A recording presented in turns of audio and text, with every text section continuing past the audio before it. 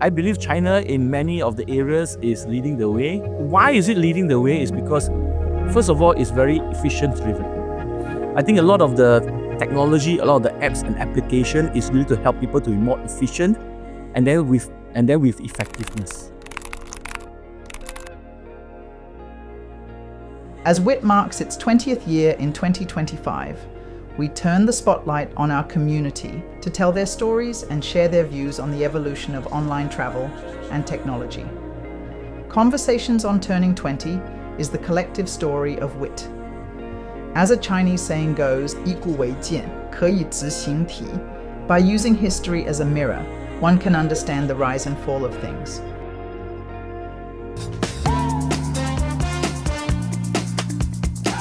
It was, I would say it was purely by accident. I started off my sort of work career as a teacher in Singapore.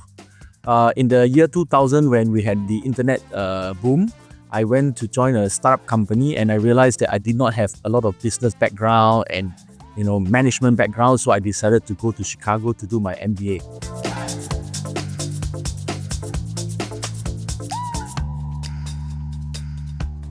And during my MBA itself, I met a hotelier who was my fellow classmate.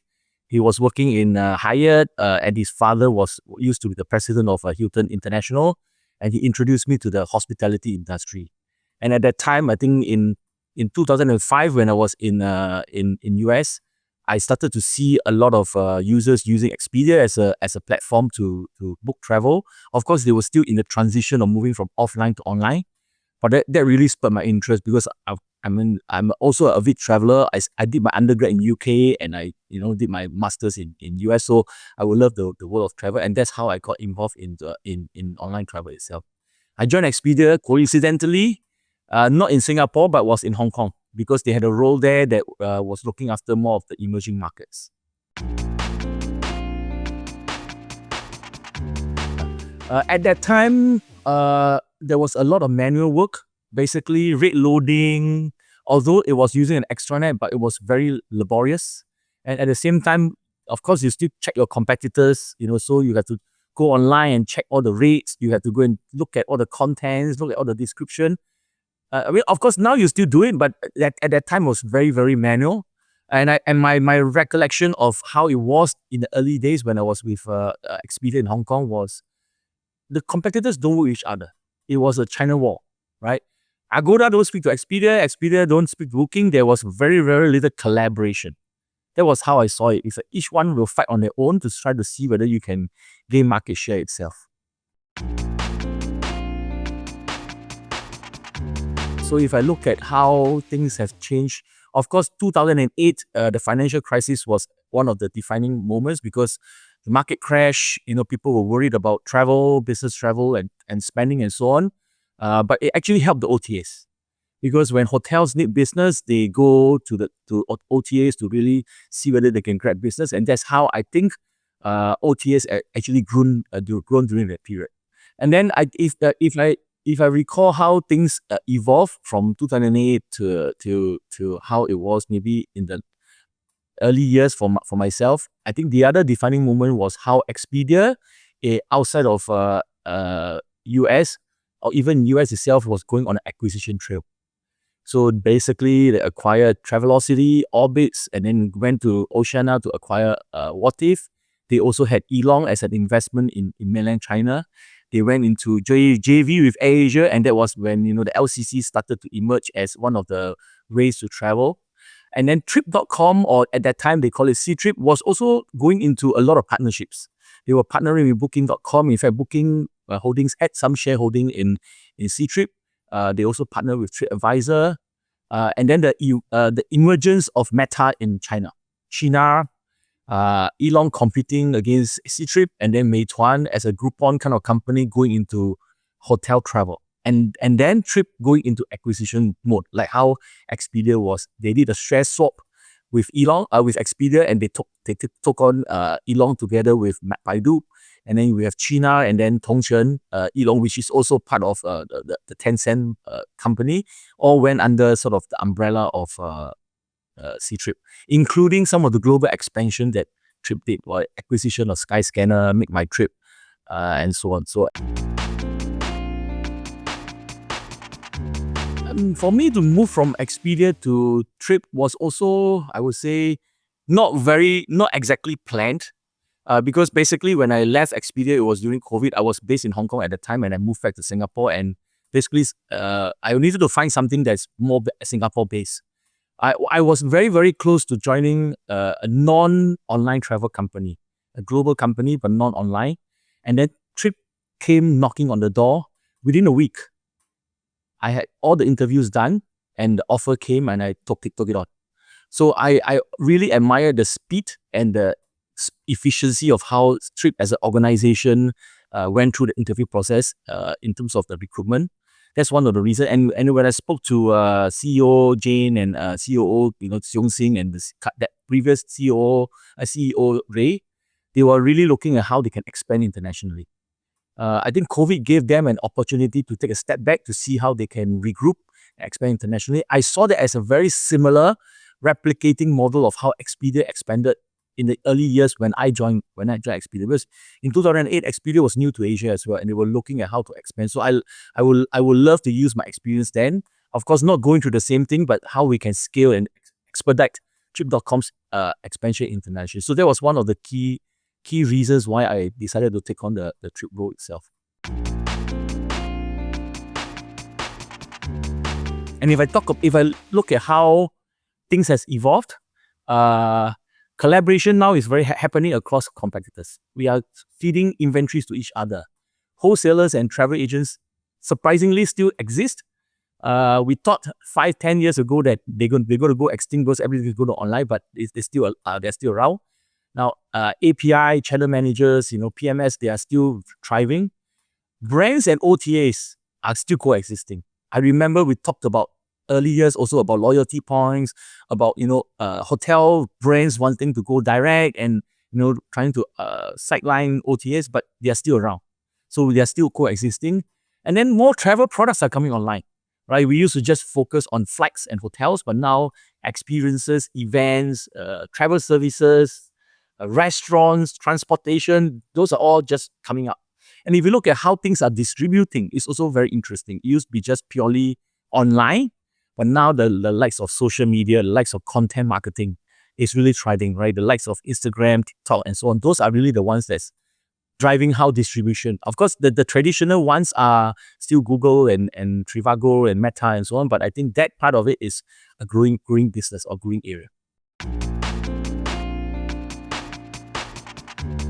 I think those who we thought is going to go sort of extinct or go low, like travel agents or wholesalers, they were right on technology.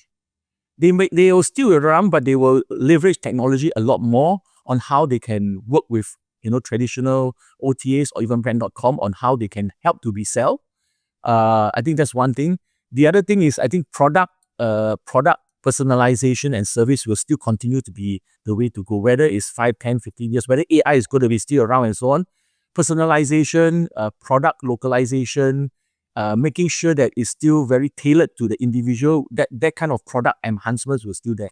I will give one bold prediction. I think Google is going to be less and less relevant in the sort of distribution space or the acquisition space. Because if you look at how social media, if you look at how even AI apps now, people can search for travel information and travel products on those apps itself, on those super apps. So Google may start to see less traffic, may start to see less transactions. Of course, it also depends on regions. Maybe the likes of Google may still be very much more relevant, let's say in US, where less of these apps and so on are around, but in Asia or to some extent China and so on, I think the search engine model in terms of how you do customer acquisition will get less and less relevant. And those super apps or those social media apps or those AI apps themselves. Recently, I just started using an AI app in China. DeepSeek, for example, everybody's familiar with it.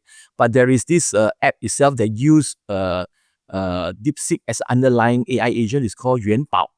And I just started using those over about 2 weeks ago. I was very surprised the kind of information, the kind of in-depth analysis they have provided to help travel decisions, to help look at where to go, right? What kind of travel products I should look or what kind of routes I should take is very, very extensive. So I think that those apps itself is going to continue to thrive itself. Those very intelligent apps itself.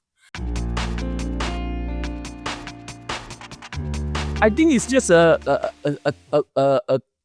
time scale. I think US and some of the more Western countries they will pick up, but it's probably at a much slower pace. We hosted about 2,000 hotel partners. Some of them from Europe, some of them from Americas. They were very, very surprised. Some of them was the first time to mainland China. And when they started to see how the apps were being used, whether it's on transportation, on travel, on food delivery and so on, they're shocked. They say they never expected how technology and how apps are being really widely used in China. So I think it will come. It's just a matter of time. I think Asia will lead the way, followed by Europe and America. That's my guess. The other thing that I think is going to happen is we will have more travel time. When I say we have more travel time, meaning that not that we will work less, but it's just that we will be much more effective and more efficient at work. So much so that we will be able to travel more. So much so that we can work everywhere. We're already working everywhere to some extent with the help of sort of COVID as a tailwind, but I think it's going to get less. Maybe it's going to be even 3-day work week or 7 days a week you can work and you can travel at the same time. Hopefully that day will come.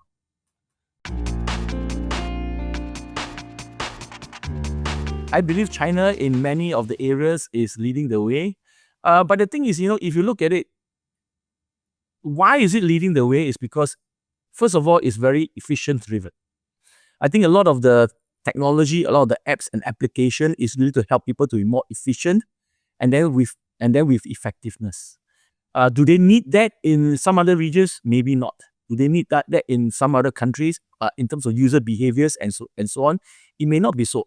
So because of that, because there is no underlying need, certain regions or certain countries in terms of technology and applications may not need those kind of efficient apps and effective apps because they may want to just have more time to just experience. It's okay if I spend 3 hours or 5 hours doing a research on travel, but I think in mainland China, the word efficiency and effectiveness is much more impactful or much more a need for the Chinese.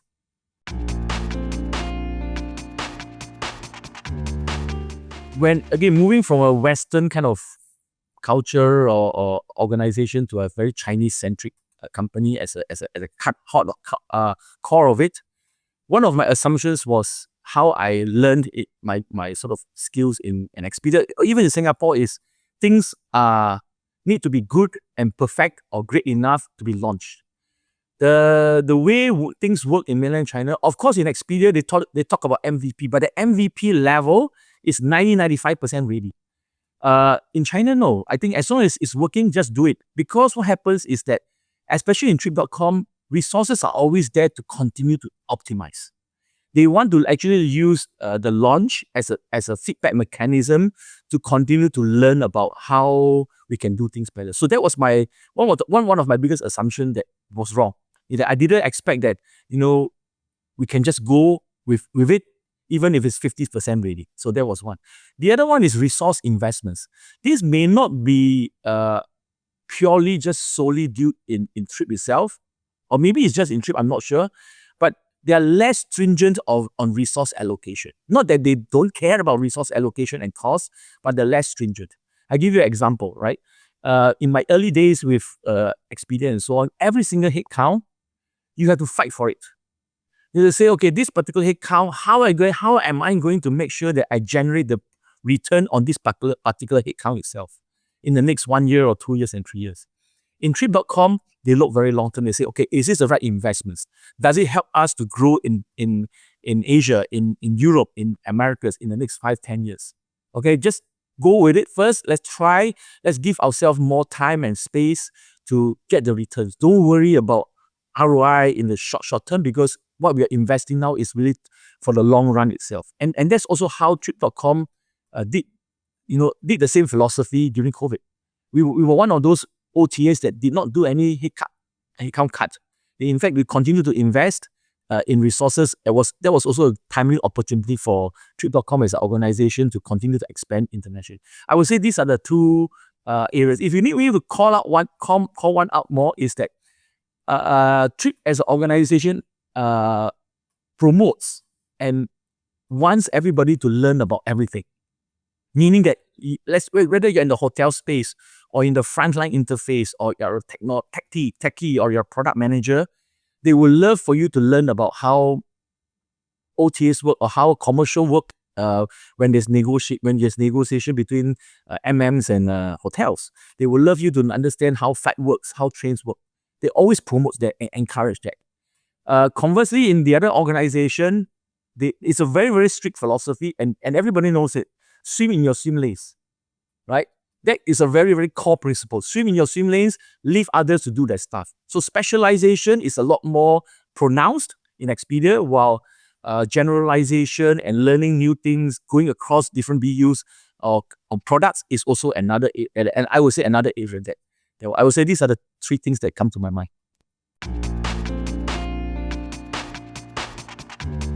Yes, I think hard work is one of the core ethics of Chinese culture or Chinese philosophy, right? But I think if there's one company in mainland China or in China that promotes work-life balance, it is Trip. Because James, as our co-founder and chairman, he's the one that started off 3-day work week in office and 2 days working from home. Is it going to change the hardworking? Is it going to change the mentality of working very hard, 996, that kind of stuff? It may not change entirely, but at least it's the right direction to encourage managers, encourage leaders to think about giving more time to individuals to have time for themselves, have time for travel and so on. So yes, philosophically, ethics in terms of hard work is there as a Chinese culture, but I think as an organization, Trip.com is actually moving towards helping companies or helping leaders have more work-life balance. It's going to take time because it's a very ingrained work ethic or culture in the organization or in the society itself. In fact, yeah, this James is also promoting childbirth. He's also promoting 4-day work week with the Chinese government. So there's a lot of things that he's trying to push with the Chinese government and how the society works itself. But it's going to take some time. So from the Chinese government or from the Chinese economy point of view, right, there is definitely a slowdown in terms of domestic consumption. And that's why the Chinese government, of course, with a lot of pitching from Trip.com, is to open up more visa free policies for inbound into China. And that's really driving a lot of the inbound guests itself. And not only that, not just visas, but many of the provinces. We were in Chengdu last week where we hosted partners. The Chengdu government actually was there to welcome us. They did the presentation. And in the gala dinner, we had performances from different provinces and cities across China who were there because they want to showcase what China can offer across the country to international travelers. I think that's a big message to the international travelers, right? And for us, we also are working very closely with our provinces and our cities to see how we can help them drive more inbound customers. We're seeing very good growth, triple-digit growth, as you probably saw from our quarterly earnings report. So we're continuing to do that.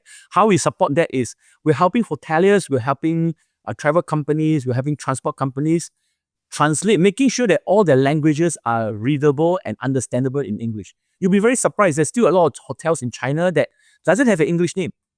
And even if they have an English name, that English name translated to how it's showing on OTAs is incomprehensible. You don't know what they're talking about. So we are helping the Chinese hotels retranslate some of the English names. We're helping the transportation companies help to upskill in terms of how they can communicate with the non-native speakers in Chinese, but through translation apps, through different languages, support systems.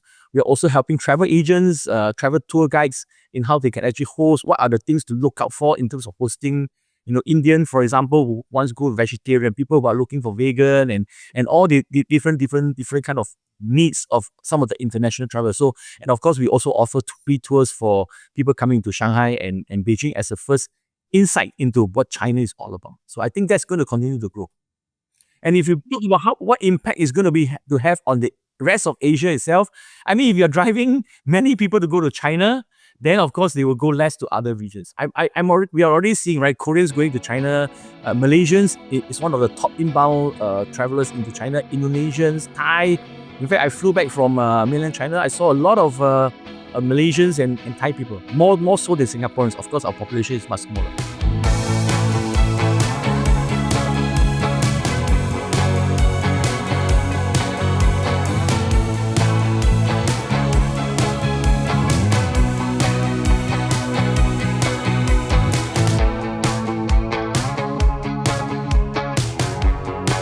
Actually, it's one of our strategy. So inbound, so basically we have 4 areas, right? We have domestic, we have outbound, and then we have international, and then we have inbound. So it is one of our pillars. Because basically if you want to show your prowess or you want to drive relevancy, inbound is one of the ways. When people come to China and they use the app, they understand how useful it is, how user-friendly. Next time whether they travel domestically or they travel regionally, they will also use the app. So I think it is complementary in a sense. Yeah, so I can't say whether it's never going to change, but basically we still definitely want to make sure that we score 5 in service, right? Pricing itself, yes, is important and is relevant, but we believe that if you have great service and you have good technology and product itself, price is less important. Of course, if you're not a regular user, you're not a loyal member of Trip or Ctrip, you may see price as a key determinant. But once you have experienced it for the first time and you see the service differentiation and the product usability and the user friendliness, I think those 2 areas will be the core differences. In fact, we know there's a price premium.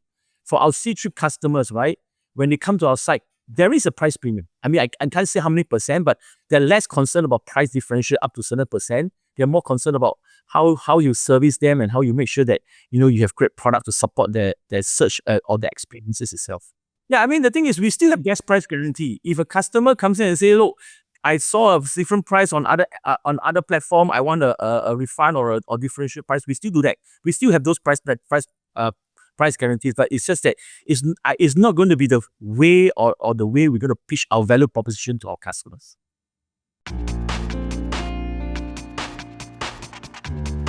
Again, before I joined Trip, and this is just sharing from anecdotes and some of the information that came through from some of the previous Ctrip employees. Before I joined Trip, the way Ctrip or Trip.com expanded overseas is they basically just loaded Chinese staff or Chinese employees all over the world in the expansion, right? And I think they realized that this probably didn't work. So they went local. So after COVID itself or during COVID itself, we went much more local. In Singapore, we hired Singaporeans, Thai, and very local people. I think to me, the secret of the success is to get the best of both worlds. It is not about Chinese being the great or Americans being great. It's really making sure that whatever works best for you as an organization to be successful, from the cultural perspective, from the work ethics perspective, from the approach and philosophy perspective, try to mix them together. Build a great concoction between these two. Then you can be successful because it's not about purely Asian or purely American or purely European. Try to get the best of both worlds. Now, of course, it's easier said than done. If it's easily executable, then many global companies would have been very successful. But I think the way to do is be very embracing of all types of culture, all types of philosophies, and understand what are the pros and cons and see how you take the pros of everyone and try to put them together and make it a success. Maybe it's a contradiction, but I would say it's virtual but in person. I don't know how is it going to be like, but I would say it will probably be, virtual in many ways that we leverage technology, but in person because you still want to experience and feel. Because you can be virtual in whatever way, but you can't feel and you can't taste and you can't smell. Of course, maybe you can smell through technology with some scent and so on, but you can't experience, you can't eat the food, you can't, experience the culture. So I think it will be much more towards leveraging technology, but still using in person itself. I think that's one. The other thing is maybe in 20 years' time, we will go to space. I don't think it's something that's impossible. I think the space travel will be something that makes, and it's not going to be, not saying not costly, but at least it can be affordable for people who wants to, travel outside of the Earth to some other outer space areas and so on. Maybe traveling around the space just to get experience. Maybe not even going to some other planets, but just going into outer space and coming back as a travel experience itself, seeing the stars or something like this. I don't know, but I think that's something that I hope that we can achieve, because it's something that people will look forward to. I don't have children, but I have a lot of nieces and nephews and who have a lot of kids and so on. And honestly, the way they are traveling is unheard of. Many of them make impulse decision. Many of them don't plan ahead. They can go for 3 days and they said to extend for another 2 days because they think they want to travel. So I think it's very different. We plan ahead. I mean, as my generation is concerned, we plan very much far ahead. We want to know exactly what to expect tomorrow, what no hiccups and so on. But for many of my young nieces and nephews, it's okay. Hiccups, issues are learnings and experience along the way. Just go with it. Just take it as part of the journey itself. So it's very, very different thinking. That's why I think we have to be very personalized. We have to have applications and products that applies to all types of travel and not be fixated to say, I think the users will do this. I would say, leave the decision, leave the products to the users. Let them do it the way. Let them use it the way they want it, right? Whatever feedback that comes to you, you provide and you put it there. Try to be as much more diversified rather than one size fit all. I think you have to put the tools in the hands of them so that they can play with it as much as possible, depending on their needs and their behaviors.